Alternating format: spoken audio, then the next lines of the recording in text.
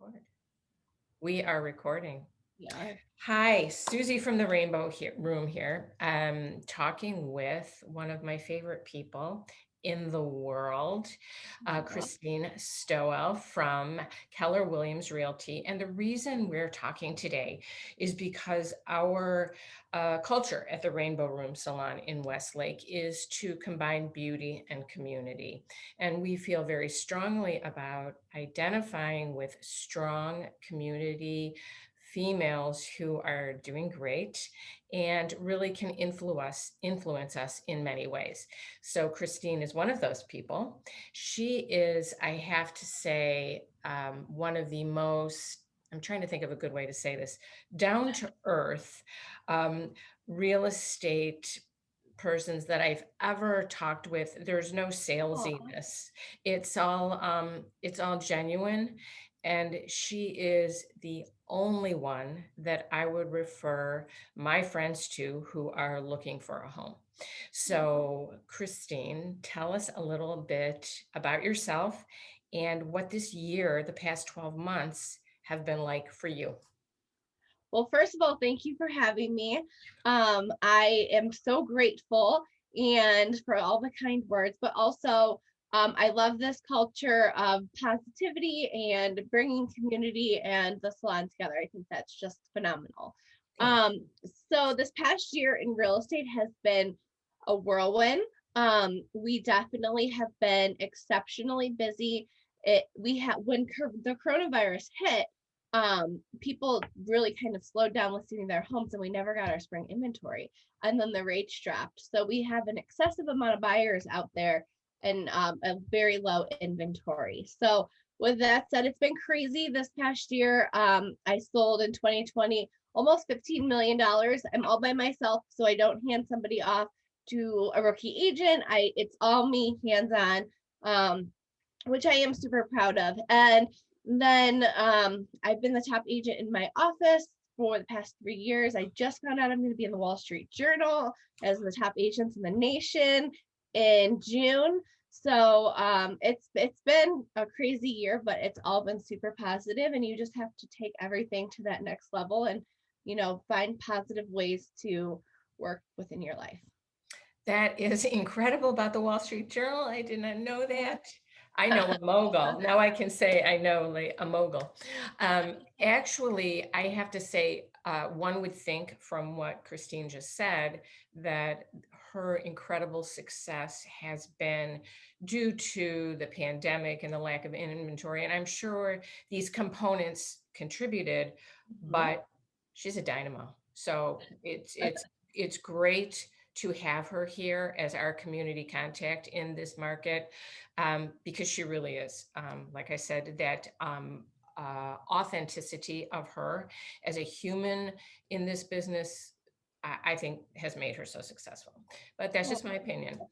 Um, Going to the subject of beauty, anyone who wants to sell their home wants it to sell fast. And I know right now it is a seller's market, so that's great. But what can a homeowner do that's not a huge renovation, excuse me, to make their home more beautiful for open houses and the market? So I think the first thing that people need to do when they're looking to sell their home is obviously declutter. You want your buyer to picture their life in the home, not what your life looks like. So the first thing you can do is declutter. I recommend going room by room, and you're going to be moving anyways. If you don't need it in there or you question it, get rid of it. Less is better, less is more when it comes to real estate. So people think staging, and really it's like those $250,000 homes ballpark that need staging, because you need to come in and kind of declutter and clean and make sure everything's perfect. A really great thing you can do, and decluttering is free. And so a really great thing you can do is go to a couple model homes or homes in the price point that have open houses of where you think you're going to sell, and look at how their agents have instructed them. With model homes, builders spend thousands of dollars to have interior designers study our market and study the potential buyers that are purchasing those homes. So they have those homes set up that way for a reason. And it's really important to kind of have a model home effect in your home. Take everything off your countertops, including your toaster. Same with your bathrooms, nothing on the counters. So less is more. Almost try and make it look like no one lives there. I have two kids. I get it. It's not easy to do. But I help my sellers with making sure that, you know, their homes look right for pictures because that's your first showing today. So if you're That is planning on, really great intel. I'm yes, sorry I interrupted, but you know what? That is so smart to go to open houses in your area to see, because also wouldn't that, guide someone if you go into an open house and there is clutter, the seller would be thinking, wow, that does not look good. I have to do the opposite. So yeah. that's really great advice. Is there anything else little like staging flowers or anything like that? So staging flowers, not so much anymore because we're just trying to eliminate stuff. I do when there's pictures, I'll move their home decor around to cover cords and to do stuff like that. But I would say that looking at the model homes or going to look at open houses is so important because we're immune to what's going on in our own house, from the smells to the things on the walls. You might love that picture collage on your wall, but in all reality, somebody else might think it's outdated or not like it. And so you have to adjust your home to be what the masses would like so they can picture their life in your home. So really that's my biggest tip.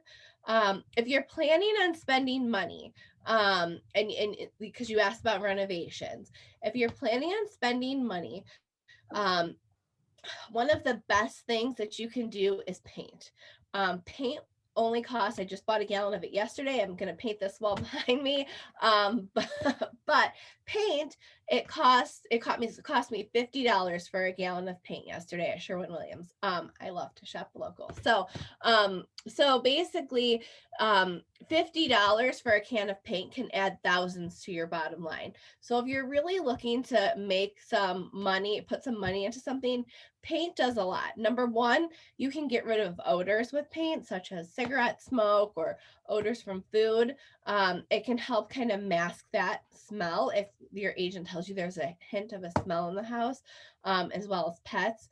But the paint can also add thousands to your bottom line. So if you have a tangerine wall in your foyer, it's probably not going to appeal to the masses. So it's probably better to paint that tangerine wall a light gray or a light beige or a grayish, something that's a light neutral earth tone that's going to appeal to everybody. While I love tangerine, I love the browns, it might not appeal to everybody. That is really good input. I was going to ask about the spending money aspect of it.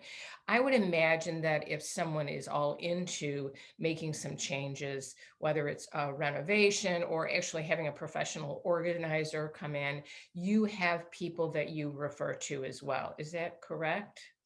So if Yes. So I wanted to pay someone to declutter my home, do you have someone that you work with?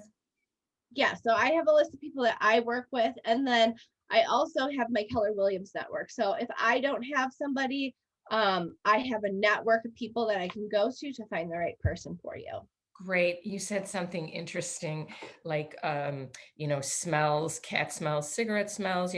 I've always noticed that people have distinct smells to their homes. We don't notice them because that must be difficult for you when you're working with Oh, someone to say, by the way, your home stinks. But yeah, I had to do it last week with cigarettes, and um it's you have to be really like light on the way that you say it. I can't come into the home and say it right away, but when we're sitting at the table, you know, going over everything, um it's the time to bring it up. So if you can't afford to paint walls in the home to get rid of an odor, I highly recommend washing your walls a couple times with like a Lysol or a Pine Sol or Mr. Clean, whatever type of detergent you have, washing your walls, because that is also a great, very inexpensive way to get rid of an odor in a home and I your basement. think, go ahead. Sorry.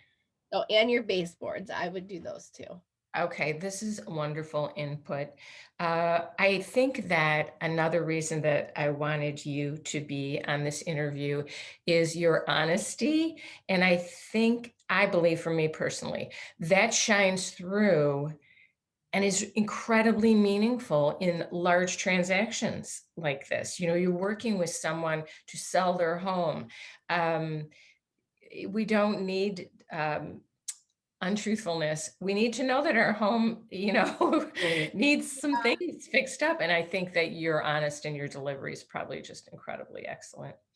Thank What you. do you think about the next 12 months in your business? Is it going to be continue on this high, or what do you think?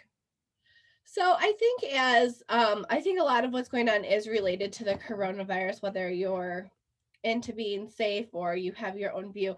A lot of this is related to it because of putting your home on the market, and the fear of people coming in is how it started. Now it's turning into, well, if I put my home on the market and it sells, where am I going to go? And so that kind of, I think the buyer piece is the biggest thing to focus on right now. And I think while we're on the topic of beautifying and being beautiful, it's really important for a buyer to beautify their offer. So I think that that's going to be something that we're focusing on it right now. I was just in a mastermind on it, and there are things you can do to make yourself more appealing to the seller, because when you have when I have 10 plus offers in front of me, it's a lot. It's very confusing. I have letters, all of this stuff. And to be honest, the best way is to simplify your offer. There's this thing called an escalation clause, which means you're willing to pay up to a certain amount, but you're offering this, and then the clause is on a separate addendum. Get rid of it. If you're willing to pay that, go for it.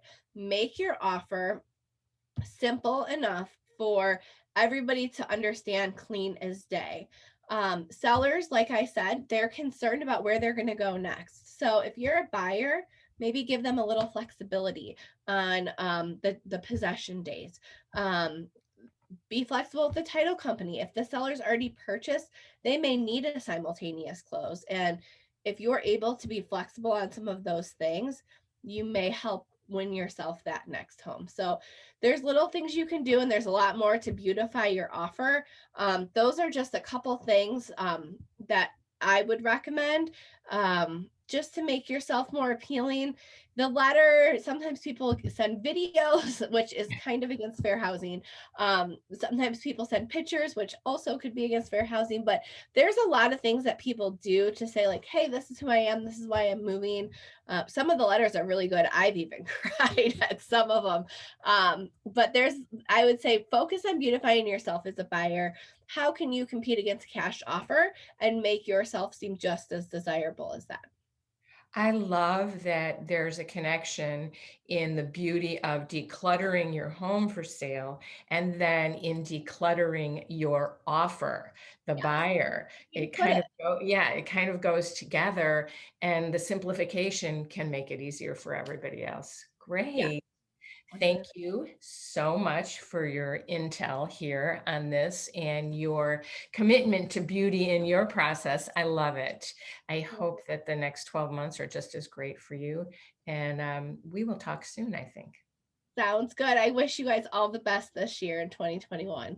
Thank you so much. Susie from the Rainbow Room Salon in Westlake, Ohio, connecting a community with beauty. Have a great day, everybody.